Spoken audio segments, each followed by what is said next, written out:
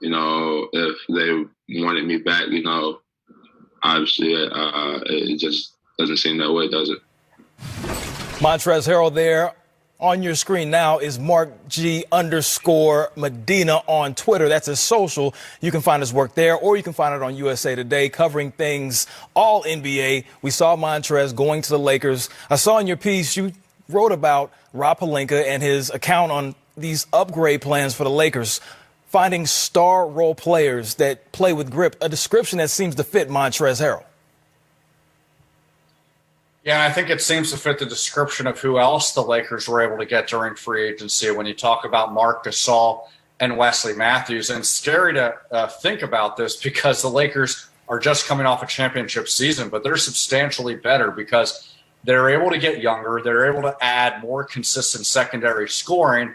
And some of the negative attributes as a consequence of losing guys like Rajon Rondo and Dwight Howard and JaVale McGee, frankly, they were able to find reinforcements to make up for that defensively. Marc Gasol is a former Defensive Player of the Year. Wesley Matthews is a good wing defender. Montrezl Harrell isn't the best defender, but I think his offense makes up for it more than his defensive lapses. So all in all, I think the Lakers were able to accomplish their objective with finding a way to make a championship roster even more dangerous. We saw how dangerous that roster Rob Pelinka constructed was last season, and he was an individual that finished sixth in the Executive of the Year voting. He managed to do a pretty good job. How is he going to address losing a player like Rondo? What are the Lakers going to do with that gaping hole in their backcourt?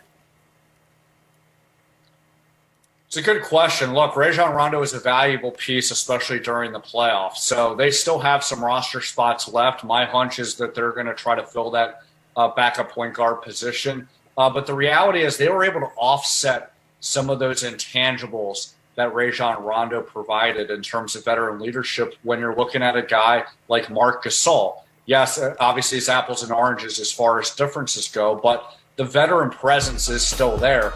And then as far as, some of the negative things about Rondo, look, he was coming off a lot of different injuries throughout the year, and there was some concern entering the playoffs. Was he going to be able to stay healthy? So in some respects, the Lakers down the line may have been dodging a bullet because you just never know at someone at Rondo's age, will health issues persist? So the fact that they got younger, I think the odds are increasing that they're going to be having a much healthier roster, especially come playoff time. Now, looking at that roster, we saw that Anthony Davis said he was going to make his announcement after Thanksgiving. So as an executive, when you're in that position, how did that help the Lakers in making these moves prior to him making his decision?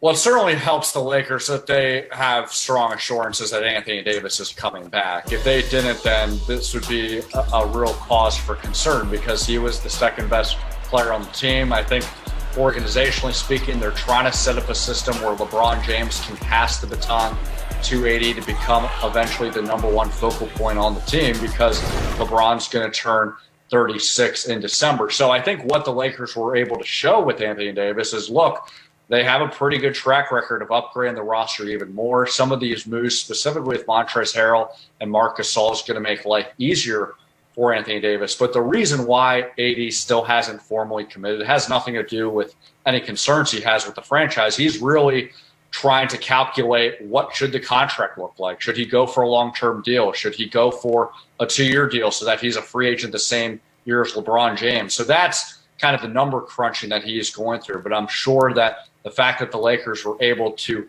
make the roster even better makes him even more comfortable that he wants to wear the purple and gold uniform again. Now, all these moves that Rob Pelinka has made, which one stands out? You have the KCP re-signing, the Morris twin coming back. You have Goldie coming over from OKC. You mentioned Montrezl Harrell. You mentioned Gasol. Out of all those moves, I didn't even mention Wesley Matthews. Which one do you think is the most valuable addition that they've made so far? I think it's Montrezl Harrell. Look, he's a former Sixth Man of the Year last year. He's going to make life easier for AD and also LeBron, especially because of the short turnaround of the season. So you're trying to look for people that can provide consistent scoring beyond their star players.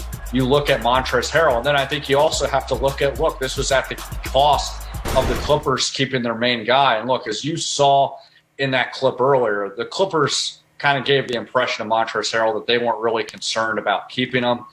They were able to, I think, upgrade with getting Serge Ibaka, but I still think that it's not a good look for the Clippers because, you wonder, would they have been able to make a sign-and trade with Montrezl Harrell where they would at least get something in return, whether it's with the Lakers or another team. And obviously Montrezl has to sign up for that. But this idea of the Clippers allowing their LA rival and the Lakers becoming better at their expense isn't really good. But I think all things considered, the Clippers are still going to be another team to be reckoned with in the West. And I would expect that both LA teams will face each other in the West Finals.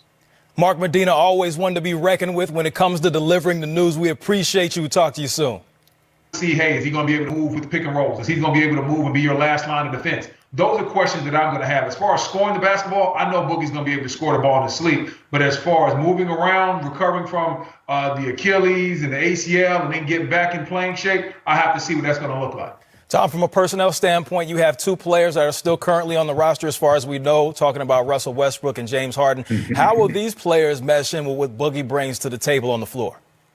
Well, it's still all about those two and how happy or unhappy they're going to be. They both expressed the desire to leave or to explore a trade. For contractual reasons, it's been difficult to find a home for them. You bring in Cousins. Look, if he can be healthy and hold up, Brendan, I think it's a pretty good fit because he's going to get a lot of touches and a lot of chance to do what he can do, score the ball, as they try to transition away from the complete commitment to small ball, super small ball that they had in Houston.